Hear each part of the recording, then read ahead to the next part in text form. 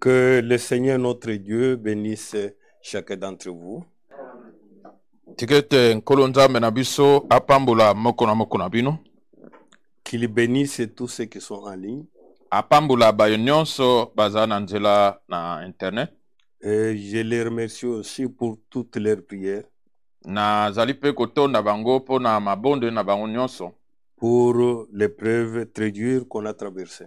Po na omekano makaso yo tolekana kinango. Et que le Seigneur accorde à chacun ce qu'il faut. Kolo apesa na moko oyesengeli. Nous allons ouvrir nos Bibles dans Genèse chapitre 22. Toko fungola ba Biblia na biso na mokanda na ibandeli to Genèse tukumi ba na mibale. Ici nous allons prendre le verset 15 jusqu'au verset 18. Toko zwa molongo ya zomi na mitano kino zomi na mwambe. Du ciel, l'ange du Seigneur appelle Abraham une deuxième fois. Uta na likolo mwanze na nkolo abengi abalayama po na mbala mibale. Il lui dit, alobi na yete, voici ce que le Seigneur déclare. Tala oyo nkolo alobi. Parce que tu as fait cela, po ete yo sali yango, parce que tu as accepté de me donner ton seul fils, po ete ondimi kopesa ngai mwana na yo na likinda, aussi vrai que je suis Dieu, lokola ezali solo ete ngai nazali nzambe, j'ai fait ce serment. na sali ndai oyo, je te bénirai, na kopambola yo, tes enfants et les enfants de leurs enfants, bana na yo mpe bana ya bana na bango, je les rendrai aussi nombreux que les étoiles du ciel, nakokomisa bango ebele lokola mioto na likolo, et les grains de sable au bord de la mer, lokola zelo pene na ebale. Ils prendront des villes de leurs ennemis. Bango bakokamata bingumba ya banguna na bango. Par eux je bénirai tous les peuples de la terre parce que tu m'as obéi. Na nzela na bango na kopambola mabota nyonso na mokili po ete yo otosi ngai. Amen. Amen. Nous prions. Toza kobondela. Créateur du ciel et de la terre, Père Céleste, mokeli na likolo pe na mabele tata na lola. Nous voici une fois de plus devant toi, Seigneur. Tala biso mbala moko lisusu liboso na yo nkolo. Te confiant ce temps et ce moment entre tes mains. Kotombelaka yo ngonga pe tango yo na maboko na yo. Te confiant tes paroles entre tes mains. Kotombelaka yo liloba oyo na maboko na yo. Nous voulons que toi seul tu agisses, Seigneur. Tolingi ete bobele yo moko sala nkolo. Que toi seul tu puisses nous secourir, Seigneur. Bobele yo moko sunga biso nkolo. Que tu nous accordes la capacité qu'il faut, Seigneur. Opesa biso makoki esengeli nkolo. Afin que nous puissions te servir. Poete tosalela yo. Saisis-toi de moi. Yo simba ngai. Saisis-toi de l'interprète. Simba molimboli. Saisis-toi de tous les techniciens. Simba ba technicien nyonso. Et saisis-toi de tous ceux qui écouteront cette parole. Pe simba ba nyonso bakoyoka liloba o. Que tes bénédictions puissent descendre. Mapamboli na yo makoka kokita. Et que tes bénédictions puissent abonder. Pe mapamboli na yo mafuluka. Bénis-nous au nom de notre Seigneur. Pambola biso na kombo na kona biso. Jésus-Christ. Pe mobiksi Yesu Kristo. Amen. Amen. Nous allons tout au long de la journée nous servir de la version parole de vie. Na katikati na mokolo oyo tokosalela kobongola oyo ya parole de vie. À partir de ce que nous venons de lire, uta na oyo towuti kotanga, notre sujet que nous allons traiter, moto na litea na biso tokolobela, posséder la porte de l'ennemi après test. Kozua toko botola ekuke na monguna sima na momekano. Abraham devrait subir un test. Abraham asengelaki kolekana na momekano. Quand nous lisons à partir du premier verset soki totangi uta molongo liboso de chapitre 22 Genèse, ya Genèse tukumi bana mibale, il est dit ceci. Eloba miboye. Après cela, Dieu veut voir si Abraham est toujours prêt à lui obéir. Simana yango nzambe alingi kotala soki abalayama selingwi penza kotosa ye. Il l'appelle Abraham. Abraham répond. Ye abengi ye abalayama mpe abalayama yanoli. Oui, je t'écoute, Dieu continue. Iyo nazali koyoka yo nzambe koba. Prends ton fils Isaac. Kamata mwana na yo Isaac. Ton seul fils. Mwana na yo na likinda. Celui que tu aimes tant. oyo yo olingi mingi va dans le pays de Moria kende na mokili na Morija et là offre-le en sacrifice kuna bonzela ye na mbeka sur une montagne que je t'ai montrée. likolo na ngomba moko oyo ngai na kotalisa yo. Abraham devrait passer par un test. Abraham asengelaki kolekana na momekano, mais devant l'unique fils qu'il avait, liboso na mwana se moko azaki na ye, l'unique fils qu'il aimait tant, mwana oyo yalikinda azaki kolinga mingi, mais bien aimé mes frères et sœurs, balinga mibande kolanga mibali basi, Dieu fait passer son peuple par des tests. Nzambe alekisaka libota na ye na momekano. Et des fois Dieu vous met à l'épreuve. Tango mosusu Nzambe acheyo na momekano. Face à la situation que vous aimez bien, liboso na likambo yo lingi penza malamu, à la chose que vous aimez bien, ne loko yo lingaka mingi, comme c'était le cas d'Abraham. Lokolo ezalaki po na Abraham. Que les jours suivants, ete mokolo elandi, Abraham se leva tôt le matin. Abraham alamukaki tongo. Il coupe du bois pour le feu du sacrifice. Akati koni po na mbeka po na moto na mbeka. Il prépare son âne pour le voyage. Alengeli mpunda na ye po na mobembo. Il prend avec lui 2 serviteurs et son fils Isaac. Akamataki elongo na ye basali mibale mpe mwana na ye ya mobali Isaac. Oui, mon frère. Boyende kombali. Oui, il part vers l'endroit que Dieu lui a montré. Pe sima ye akei na esika oyo Nzambe alakisaki ye. Le 3e jour après, aperçoit au loin la montagne où il doit aller. Mokolo ya misato sima Abrahama amonaki mosika ngomba oyo esika esengelaki kokende. Ses serviteurs, Abrahama alobi na basali na yete, et ici avec l'âne, botikala awa na mpunda, l'enfant et moi, ngai na mwana, nous allons là-haut pour adorer Dieu. to kokende kuna likolo pona kogumamela Nzambe. Puis nous reviendrons vers vous. Pe sima tokozonga epai na bino. Abraham prend le bois pour les sacrifices. Abrahama akamati koni pona mbeka, Et il les fait porter par son fils Isaac. amemisi yango mwana na ye Isaac. Isaac devrait porter le bois, Isaac asengelaki komema koni, le bois des sacrifices. koni oyo ya mbeka. Car Isaac était l'image de Christ. Jambi Isaac azalaki elilingi na Kristo. Et c'était l'enfant promis à Abraham, Azalaki mwana oyo alakamaki na Abrahama, qui devrait être l'héritier d'Abraham. oyo asengelaki kozala mosangoli na Et libula na c'est Abraham. à lui que Dieu demanda comme sacrifice. Nde ye wana Nzambe asengaki lokola mbeka. Mais Abraham ne douta pas. Kasi Abraham abetaki tembe te. Abraham ne discuta pas avec Dieu. Abraham abendanaki na Nzambe te. La Bible nous dit qu'Abraham avait obéi. Biblia elobi ete Abraham atosaki. Il a pris maintenant le bois, il a chargé son fils, Akamataki koni amemisi mwana ye, sans que le fils le sache. kozanga ete mwana ayeba Qu'est-ce qui allait arriver? nini esengelaki kokoma. Lui-même porte le feu et un couteau. Ye moko amemi moto mpe mbeli. Et ils s'en vont tous les deux ensemble. Bakendeki bango mibale elongo. Isaac dit à Abraham, Bongo Isaac alobi na Abraham, Père. tata. Abraham répond, Abraham ayanoli, oui mon fils, iyo mwana na ngai, je t'écoute. naza koyoka yo. Isaac continue. Isaac akobi, Nous avons le feu et le bois. tozali na moto mpe na koni. Mais où est l'agneau pour les sacrifices? Kasi wapi mwana mpate po na mbeka? Ne sachant pas que c'est lui qu'on allait offrir. Koyebaka te te yende basengelaki kobonzela. Lui que Abraham aimait tant. Ye oyo Abraham azaki kolinga mingi. Mais Kasi Abraham étant prophète, Abraham akozalaka mosakoli, voilà comment il répond. tala ndenge nini azako yanola. Il dit, Alobi, Abraham répond, Abraham ayanoli, Dieu s'arrangera pour trouver l'agneau du sacrifice, mon fils. Nzambe ye moko akobongisa pona mbeka, pona mpate na mbeka mwana na ngai. Dieu lui-même va pourvoir. Nzambe ye moko akosunga. Ce n'est pas mon problème à moi. Eza likambo na ngai te. Mon problème, c'est l'obéissance à la parole. Likambo na ngai ezali botosi na liloba. L'obéissance à la voix de Dieu. Botosi na mongongo na Le Nzambe. reste, c'est Dieu seul qui va pourvoir. Oyo etikali Nzambe ye moko akosunga. Tous les deux continuent à marcher ensemble. Bangomi bale bakobi kotambola elongo. Quand ils arrivèrent à l'endroit que Dieu lui a montré, Wana bakomaki na esika oyo Nzambe alakisaki ye. Abraham construit un hôtel Abraham atongaki etumbelo pour les sacrifices. mpo na mbeka.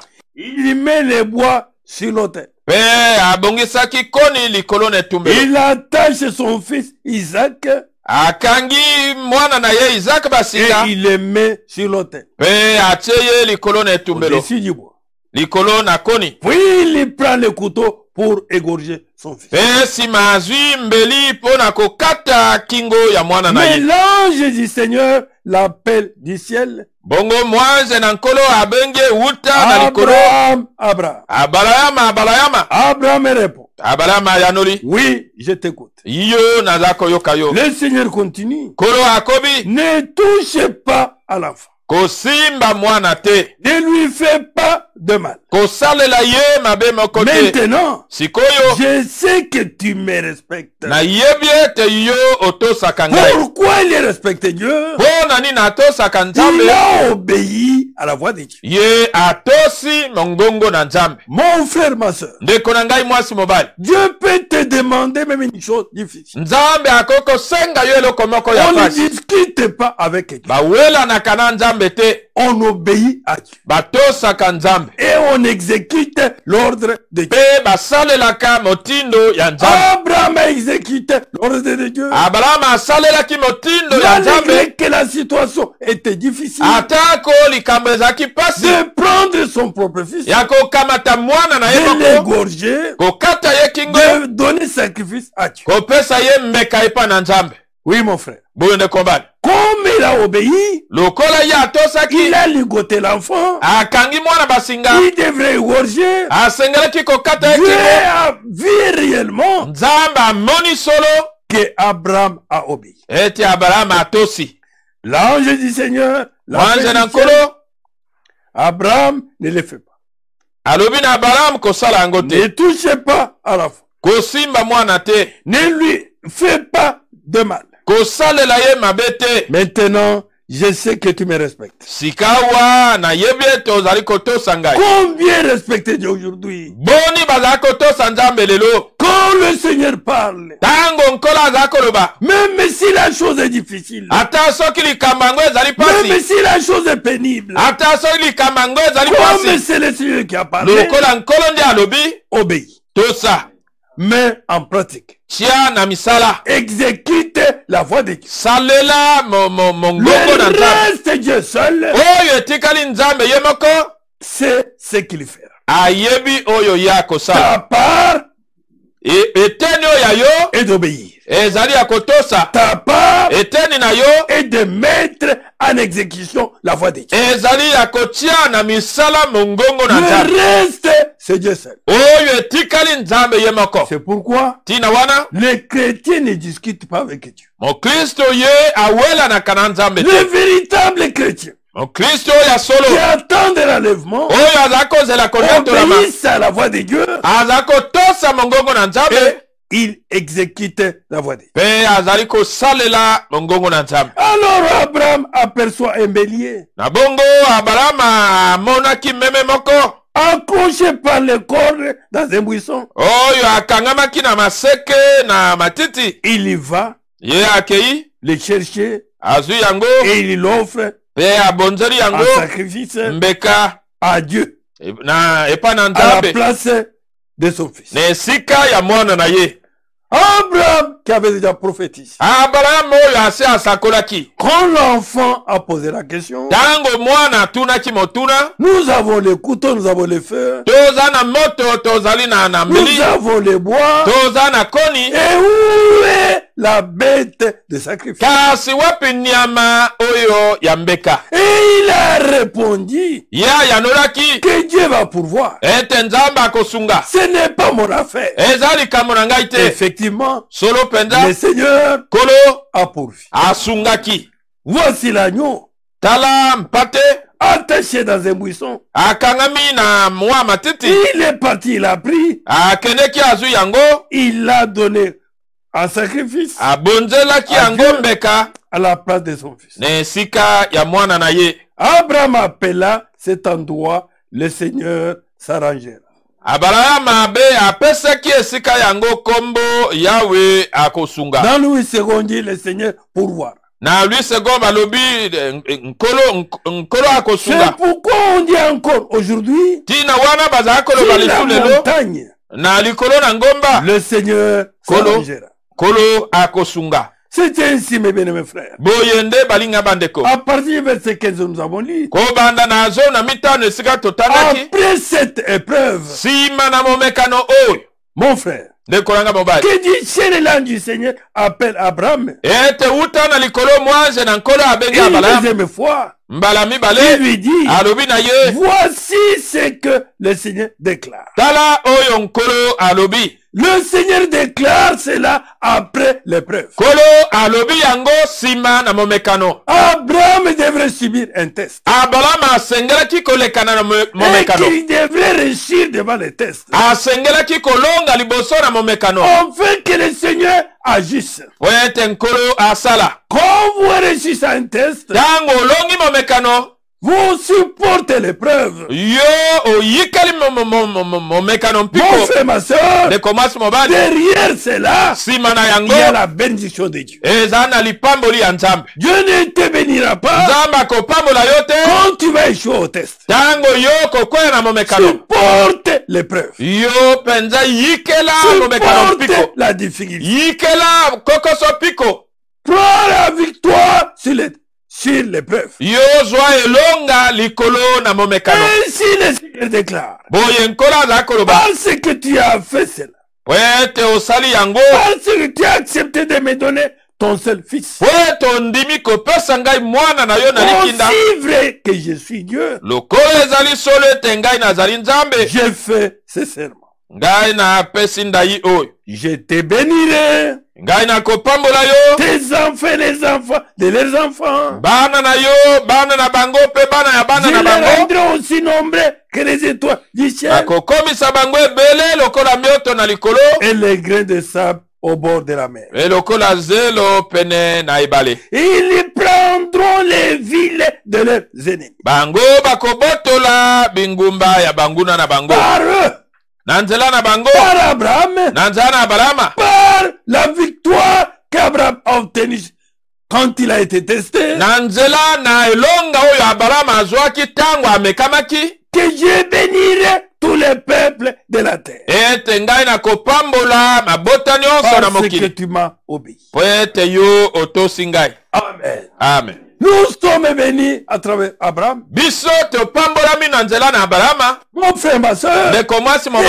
Abraham avait subi une épreuve très compliquée, difficile. Abrahama alekanaki na momekano moko ya pasi penza. S'il avait refusé d'obéir, Soki aboyaka kotosa, la bénédiction n'allait pas venir. lipamboli elingaki koya te. Oui, mon frère. Boyo ndeko bali. Oui, ma soeur. Boyo ndeko mwasi. Nous possédons la possédée de l'ennemi. Biso tozali kozwa tokobotola ekuke na Nous monguna. possédons la bénédiction. Tozali kozwa lipamboli. Mon frère, nous possédons la guérison. Ndeko bali tozali kozwa La likiki na solution au nzoto. problème Na mikakatano. après le test. Sima na momekano. Oui, mon frère. Boyo ndeko bali. Et notre Dieu Nzambe na biso.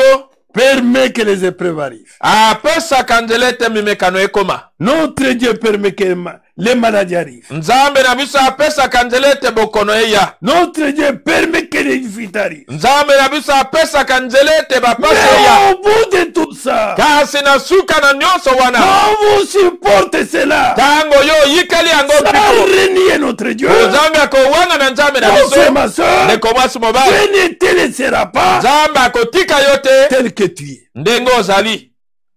Je prends un autre type d'ange. naza kozwa elilingi mosusu kati na basambisi. Je suis dans Juge chapitre 2. Basambisi ya mibale.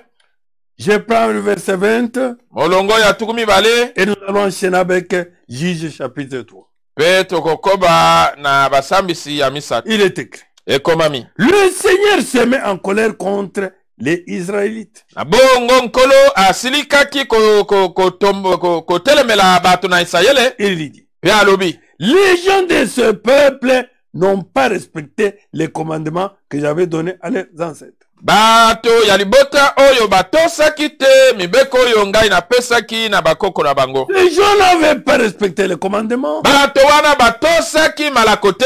Mon frère, ma soeur, ndeko mwasi mobali. c'est pourquoi, comme nous allons le lire dans la suite, tina wana loka tokotanga yango no Dieu yela. a laissé un peuple pour les éprouves. Nzambe atikaki libota moko pona komeka bango. Les Libanais, Libanais, les Palestiniens, Palestiniens, qui sont des Philistins, oyo bazaba et Philistia, tous ces gens-là, bato nyonso wana jusqu'aujourd'hui, kino ils lelo combattent Israël. bazali kobundisa Israele. Dieu était capable de les chasser. Nzambe azalaki na makoki ya kobenga na bango. Mais comme les peuples n'obéissaient pas au commandement, Lokola libota batosaki mibeko te, Dieu les a laissés. Nzambe atikaki bango. Suivez maintenant la suite.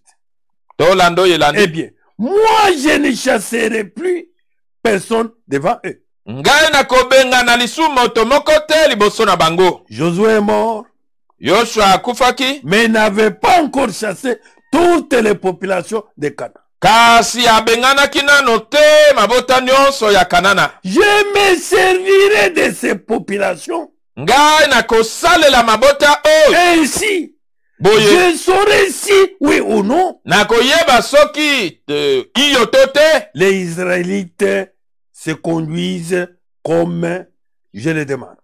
Na koyeba iyo to te soki bato na Israele bazali kotambola ndenge ngai na sengi. Il va utiliser ce peuple Akosalela bato wana pour les attaquer. pona kobundisa bango. Oui, Boye, pour qu'ils soient en difficulté, te bazala kati na kokoso, pour qu'ils connaissent les épreuves.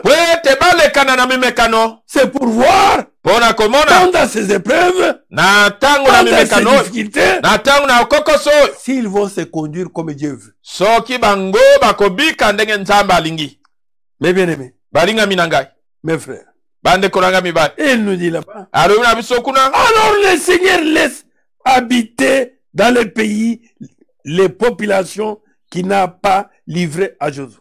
Na bongo nkolo atikaki kati na mboka maboto oyo ye akabaki na maboko na Yoshua te. Il ne les chasse pas tout de suite. Abenganaki bango noki noki te.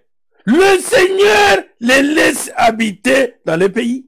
Kolo atiki bango kofanda kati na mboka. Ainsi, il veut mettre à l'épreuve les Israélites Boye alingi kotia bana na Israele na momekano. qui n'ont pas connu toutes les guerres pour la conquête de Canaan. Oyo bayebaki bitumba nyonso te pona kobotola Kanana. C'est le Seigneur qui permet les épreuves Kolo nde apesaka nzelete mimekano eya. pour que nous puissions rester Po ete biso tomekama. et que nous puissions réussir au test Tokoka kolonga na momekano. et que le Seigneur puisse prendre soin de nous Ete nkolo akoka kozwa mokumba na et biso. qu'il puisse ouvrir les portes pour nous Afungola bikuke pona biso. afin de posséder toutes les portes de l'ennemi. Pona kozua bikuke nyonso ya banguna. Là où est impossible, Esiko yo makoki ezaki te.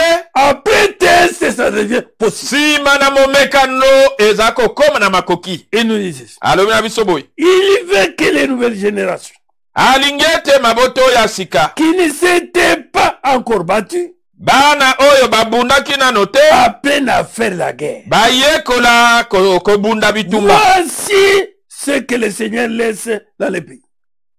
Tala boyo nkolo atikelaki bango na Les mboka. 5 chefs qui dominent sur les Philistins, Bakonzi mitano oyo bazali kokonza likolo na bafilistia. tous les Cananéens, Bato nyonso na Kanana. les Sidoniens, Bato na Sidonia. il laisse aussi les Hivites Atiki pe bato na Ivi. qui habitent dans les montagnes du Liban. Oyo bazali kofanda na bangomba na Libana. depuis les monts Baal Hermon uta na ngomba oyo ya Baal Hermon jusqu'à Lebo Hamat. kino na kokota ya Hamat. Le Seigneur veut se servir de Kolo alingi kosalela mabota oyo de toutes ces différentes populations là-bas mabota nyonso wana pour savoir pona koyeba si les Israélites soki bato na Isayele vont lui obéir. bakotosa ye. En effet, Na boye il a donné ce commandement apesaki motindo à oyo leurs ancêtres na bakoko na à bango l'intermédiaire de Moïse. na nzela na Mose. Et il laisse que ces gens-là viennent attaquer. Atiki ete bato wana baya kobundisa bango Qu'ils attaquent Israël babundisa Isayele pour voir si réellement pona kotala soki solo Israël va faire confiance en Dieu. Isayele akotiela nzambe motema, Israël va obéir au commandement de Dieu. Isayele akotosa mobeko na Et nzambe, Israël fera ce que Dieu veut. soki Isayele akosala oyo nzambe alingi. Des fois, quand nous sommes dans les épreuves, Tango mosu tango tozali na mimekano, nous oublions même Dieu. tozali kobosana ata nzambe, Nous rejetons Dieu. tobwaki nzambe, Nous faisons recours à n'importe quoi. tozali kokende kolukaluka Nous soki wapi, écoutons n'importe qui. tozali koyoka soki nani. Non, mon frère. Tende kobali, Non, ma soeur. tende Les kobwasi. chrétiens écoutent que la voix de Dieu. Mokristo akoyoka kabobele mongongo na Et nzambe, la voix de Dieu, c'est sa parole. mongongo na nzambe ezali loba na C'est ye. pourquoi, Tina wana même devant les difficultés, ata liboso na devant bakokoso les épreuves, na mimekano, mon frère, ma soeur, meko mwasi mobali, nous devons écouter Dieu. tosengeli koyoka nzambe. Dieu est Dieu seul. Nzambe bobele nzambe ye moko. Regardez le cas d'Ézéchias. Totala ndakisa ya Ezekias Je suis dans 2 Chroniques 30. na batango ya mibale tukumisat na mibale. Alors, il y avait le roi Ézéchias.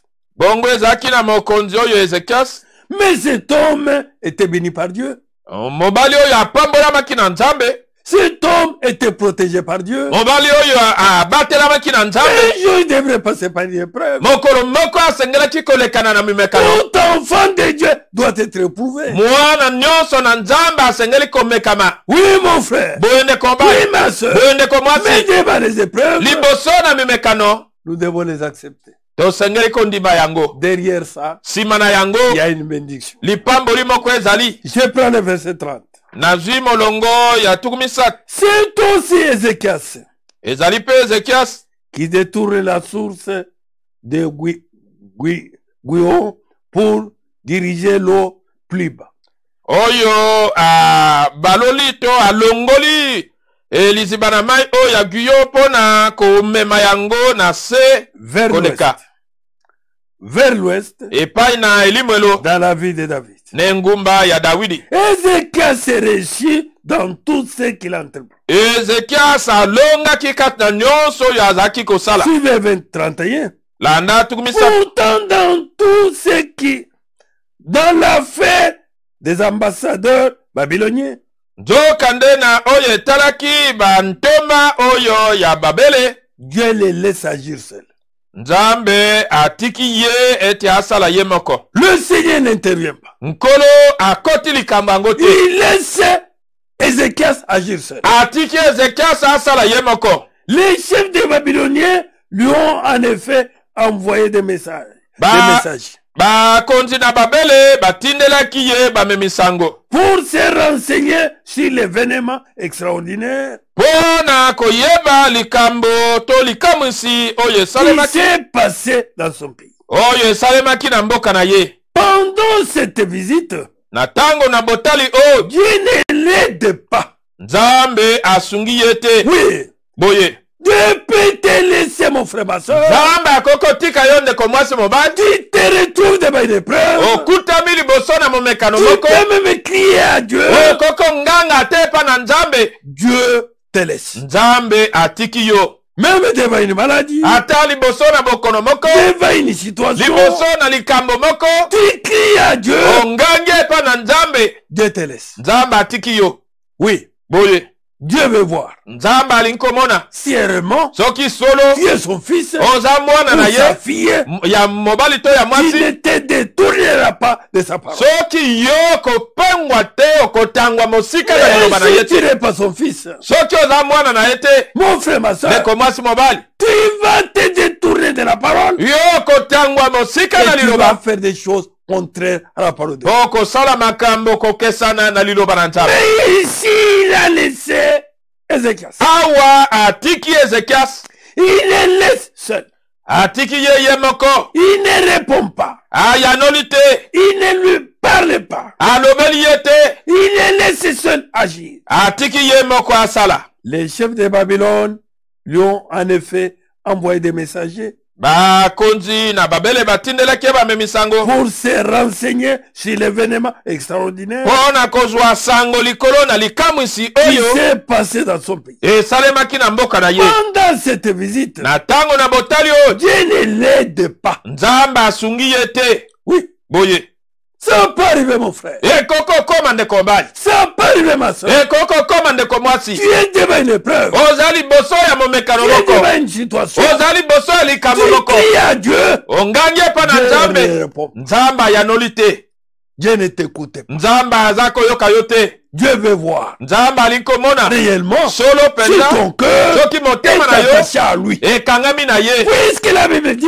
Po ete biblia elobi rien ne peut nous séparer de Dieu. eloko moko te ekokokabola Même biso s'il na ne nzambe. me répond pas sur place, Ata soki ayanoli ngai mbala moko te, néanmoins, atako il bongo reste mon Dieu. atikali nzambe na ngai. Amen. Amen. Néanmoins, Atako bongo sa parole liloba na ye reste vraie. etikali Ses solo, promesses bilaka na ye restent vraies. etikali solo. Oui, mon frère. Boyo ndeko mobali, Et il n'a pas répondu ayanoli te à Ézéchias. na Ezekias.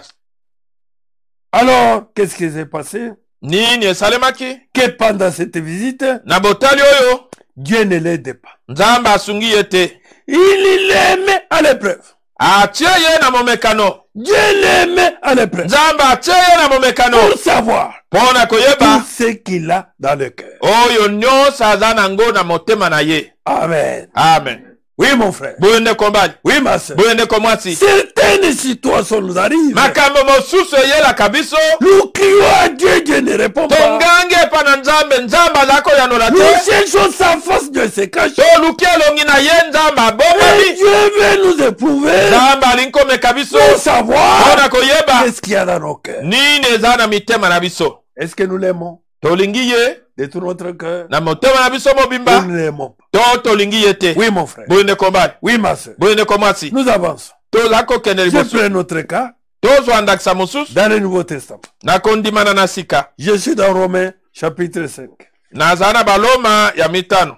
Voilà ce qui est écrit là-bas. Talo oyo ekomami kuna, Mon bien-aimé frère, ndeko na ngai molingami mobali, nous posséderons la porte de l'ennemi biso tokozwa tokobotola ekuke ya monguna après le test.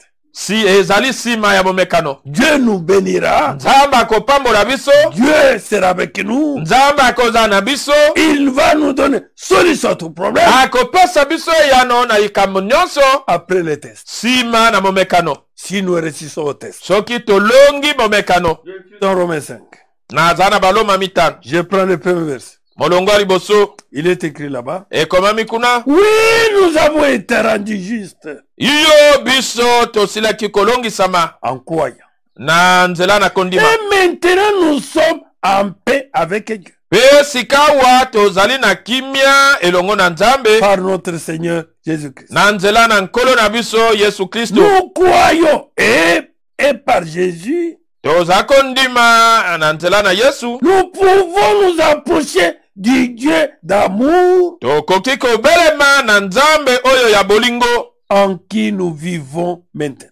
kati na ye toza kobika Et nous sika. sommes fiers parce que nous espérons recevoir la gloire de Dieu. Tozali penza na lipombo po ete tozali kolikia kozwa nkemo na nzambe. Suivez. Olanda Bien plus. mingi koleka, Nous sommes fiers tozali komikumisa parce que nous souffrons. po ete toza koniokama,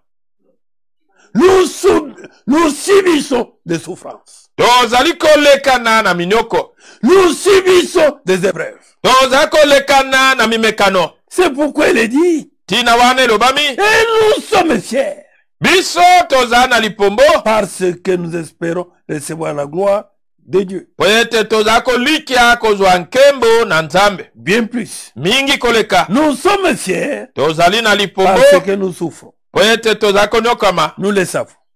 toyebi yango La souffrance rend patient. monyoko ekomisaka na motema molai. Et quand quelqu'un est patient, Tango moto aza na motema molai, il reste fidèle malgré les difficultés. atikali sembo atako bapasi. Cet homme restera fidèle à Dieu. Moto oyo akotikala sembo na Nzambe Malgré les difficultés, atako bakokoso, malgré les épreuves, ata mimekano, il restera fidèle. akotikala sembo Fidèle à Dieu. sembo epai na Nzambe. Et Dieu Nzambe le bénira akopambola au ye bout na suka de l'épreuve. ya momekano. Dieu le bénira Nzambe akopambola au ye bout na suka du test. ya komekama.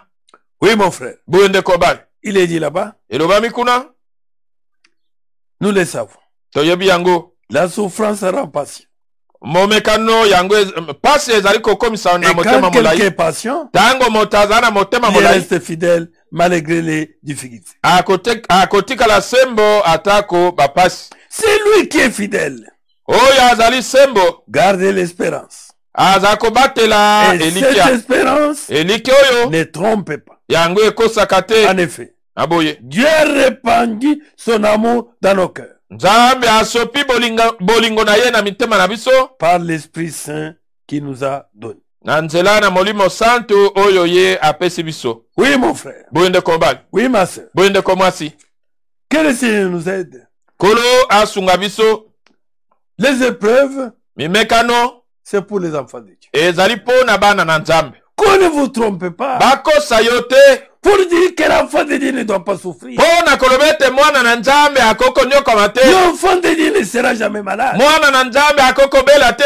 Non, mon frère. Tende kobali C'est la voie ezali nzela de la bénédiction ya lipamboli que le Seigneur oyo nkolo a pourvu abongisi pour ses enfants. mpo na bana na ye. Oui. Boye Prenons encore une écriture dans Jacques.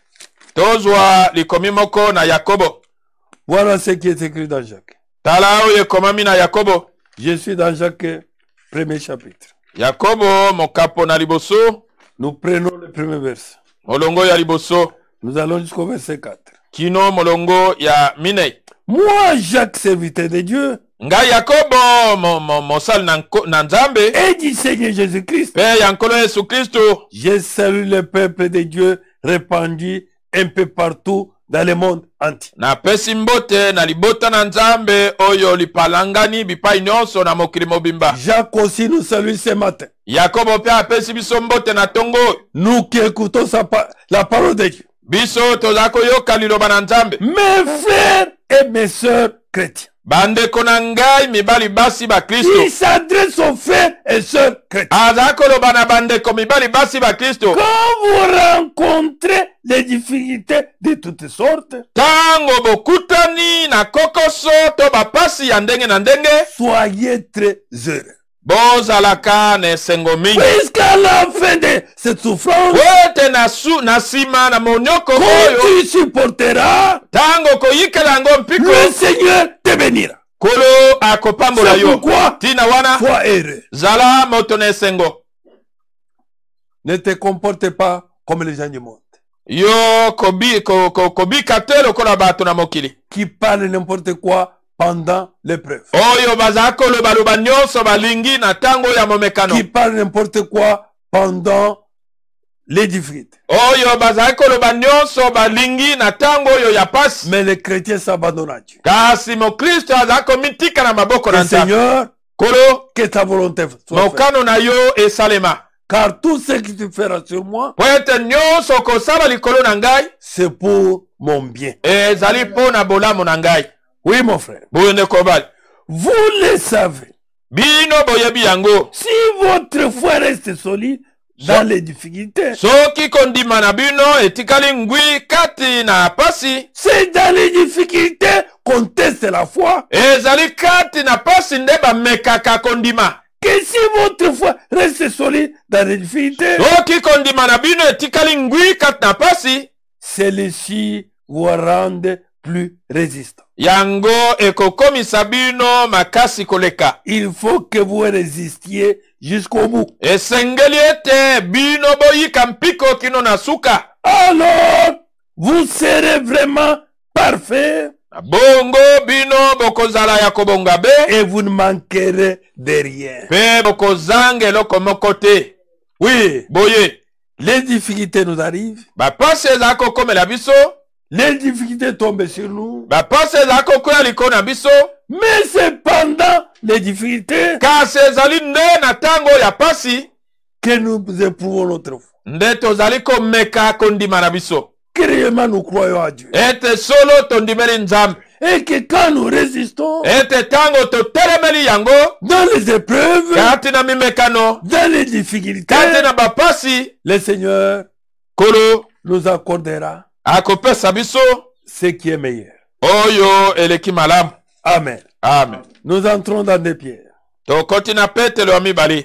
Je prends des pierres chapitre 2. Petelo ya mibale mokapo ya mibale. Je prends le verset à partir du verset 7.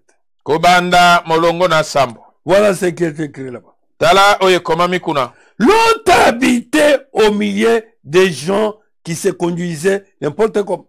Lota azaki kofanda katikata bato oyo bazako bika ndenge nyonso balingi. Comme nous aussi nous habitons au milieu des gens qui se comportent de n'importe quelle manière. Lokola biso pe tozako fanda katikata bato bazako bika lolengo oyo bango balingi. Mais on le dit pour l'autre. Kasi balobi na biso pona Mais lo. lui-même était un homme juste. Ye moko azalaki mobali oyo asembo. Au milieu des hommes méchants. Katikata bato oyo mabe.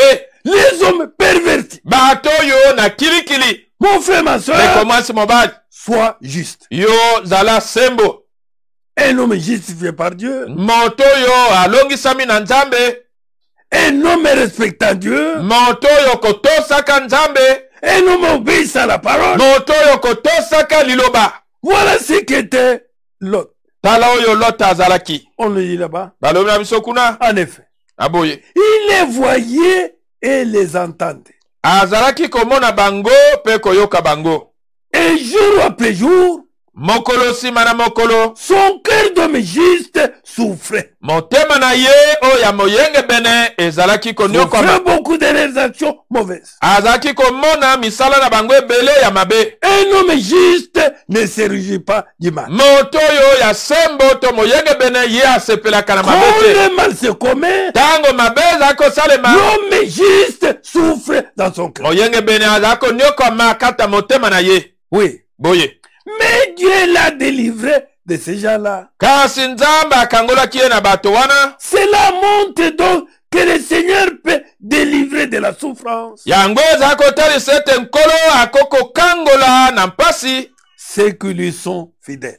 Baoyo bazali sembo epai na ye. Qui sont fidèles à Dieu. Banani bazali sembo epai na nzambe. Ce sont ceux qui les respectent. Ezali boyo bazali kotosa ye. Ceux qui mettent en pratique sa parole. Boyo bazali kotia na misala liloba na ye. Ceux qui vivent d'après sa volonté. Boyo bazali kobika enge bene mokano na ye. Et que le Seigneur Ete nkolo les délivre toujours. azali kokangola bango tango nyonso.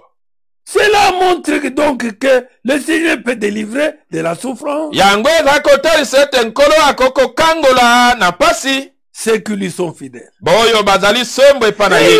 il peut garder en réserve les gens mauvais Akoki kobomba bato pembeni bato yo ya mabe. pour les punir les jours du jugement. Pona kopesa bango etumbu mokolo na Il kosambisa. punira surtout ceux qui suivent les mauvais désirs de leur corps. Ba akopesa mingi etumbu na boyo bazala kolanda bamposa mabe ya nzoto na C'est bango. pourquoi, peuple de Dieu, ne suivez pas les désirs de votre corps. Tina wana libota na nzambe bolandaka bamposa ya banzoto na Les bino te. désirs du corps sont contraires aux désirs de l'esprit. Baposo ya nzoto yango ezali kotelemela baposo ya molimo. Suivez la volonté de Dieu. Bobila mokano na nzambe. Suivez la parole de Dieu. Bobila liloba na nzambe. Que ces gens-là Ete bato wana qui suivent les mauvais désirs de leur corps, bazali kobila bamposa mabe ya nzoto na bango.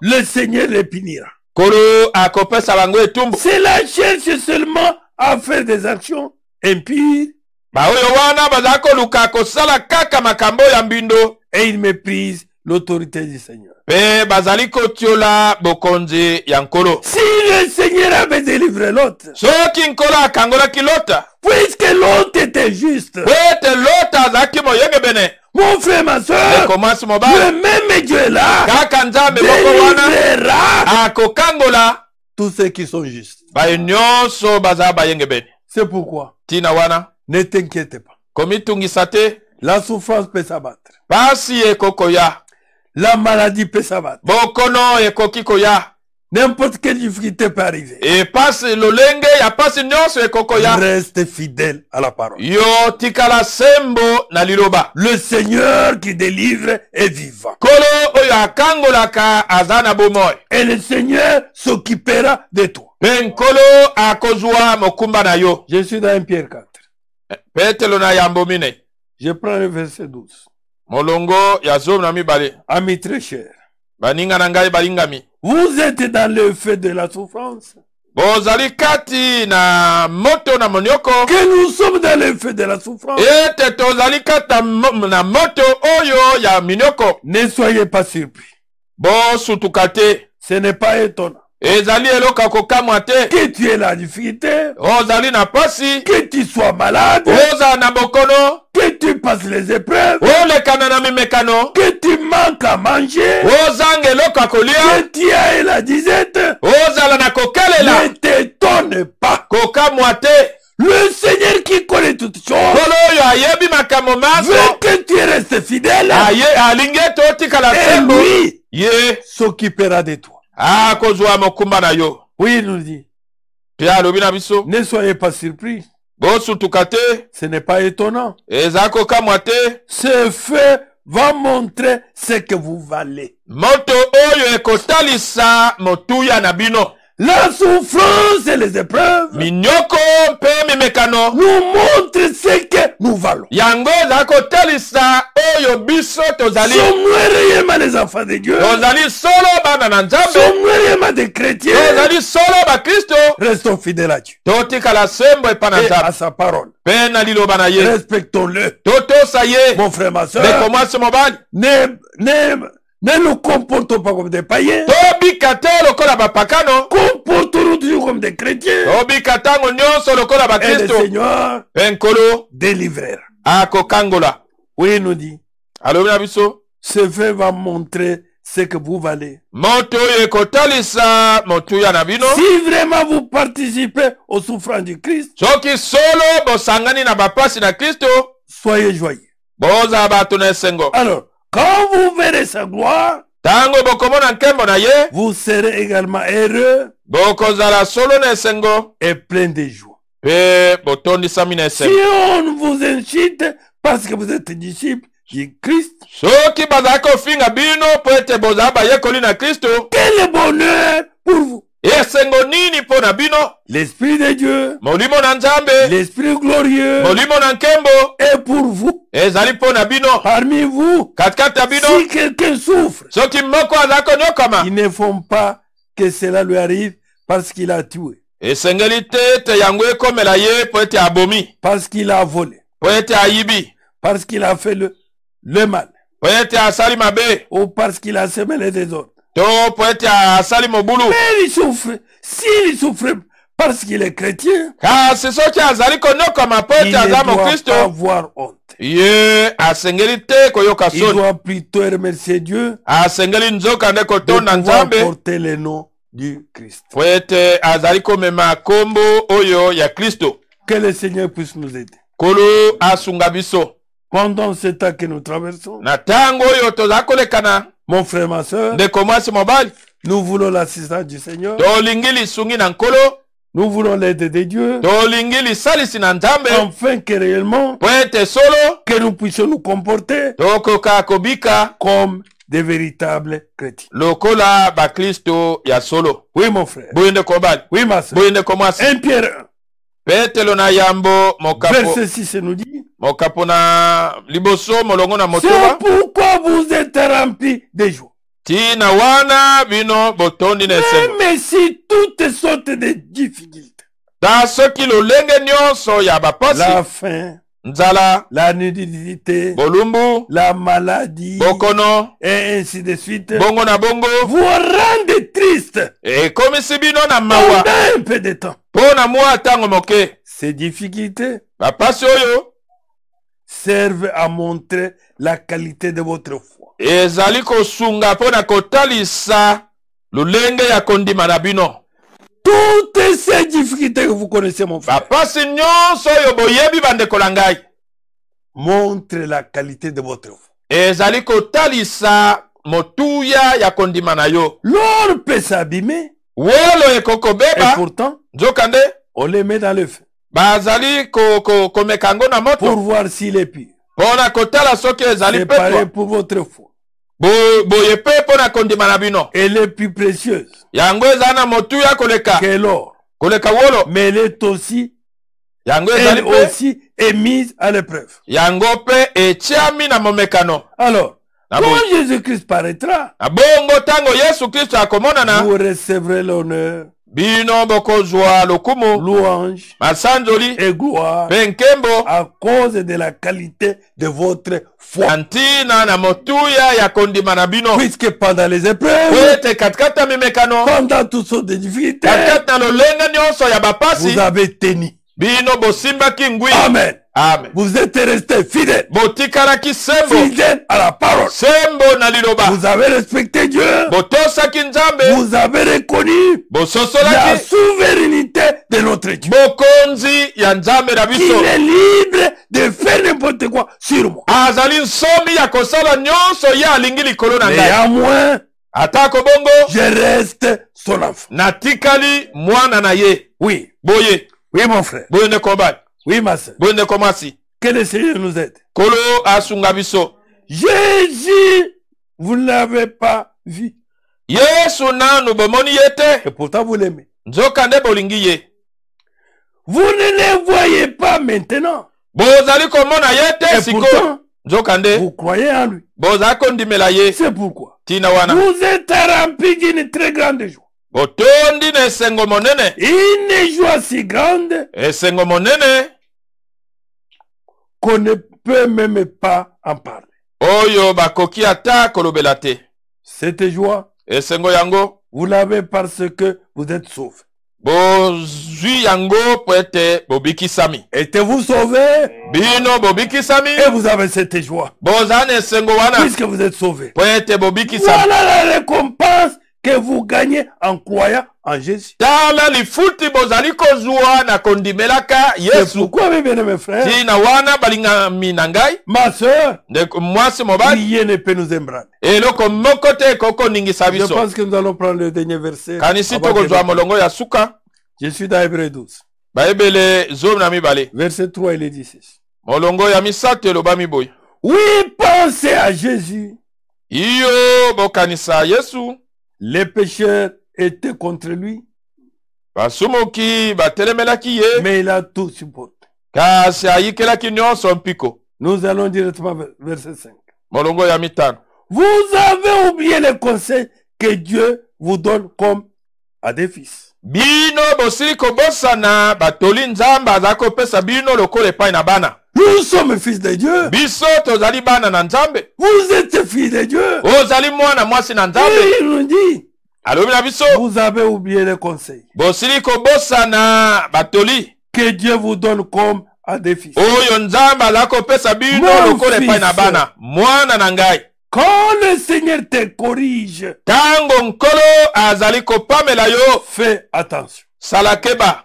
Ne te décourage pas. kolemba nzoto te. Reste fidèle à Dieu. tikala sembo epai na nzambe. Quand il te fait des reproches, ntango azali kopamela yo le Seigneur corrige celui qu'il aime. nkolo asembolaka oyo ye alingi.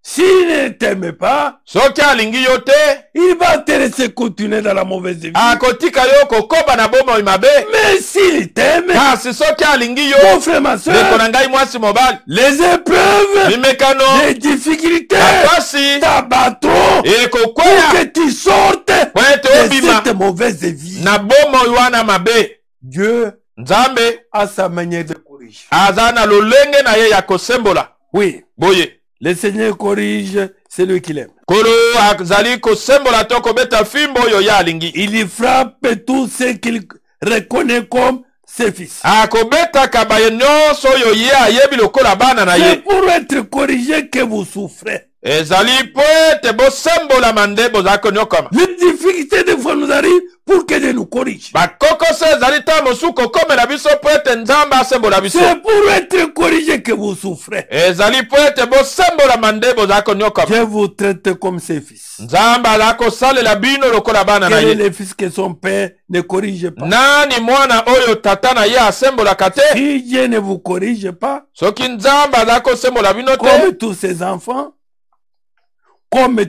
lokola bana na ye nyonso, vous êtes des enfants illégitimes. na bongo bozali bana oyo ya makango to ya libanda. Vous n'êtes pas de vrais fils. Bozali bana oyo ya solo te. Nous avons eu des pères sur cette terre. Tozwaki batata na mokili oyo. Ils nous ont corrigés et nous les respections. Bazalaki kosembola to kobeta biso fimbo pe totosaki bango. C'est sûr. Solo. Nous devons obéir davantage à Dieu, notre Père, Tosengeli mingi kotosa nzambe tata na biso pour avoir la vie. pona kozwa bomoi. Oui, nos pères nous corrigeaient pendant quelque temps selon leurs idées à eux. Iyo batata na biso bazaki kosembola biso na mwa tango moke kokokana na makanisi na bango. Mais Dieu, c'est pour notre bien. Kasi nzambe ezali pona bolamu na biso. Il nous corrige. Nde azali kosembola biso. Il veut nous rendre saints. Alingi kokomisa biso bule. C'est pourquoi il permet les épreuves. Tina wana azali kopesa nzela na mimekano bapasi. Il nous corrige. Azali kosembola biso Il veut, po ete alingi comme lui est saint, lokola ye azali que bule nous soyons aussi saints. biso pe tozala bule Comme lui. lokola ye. Sur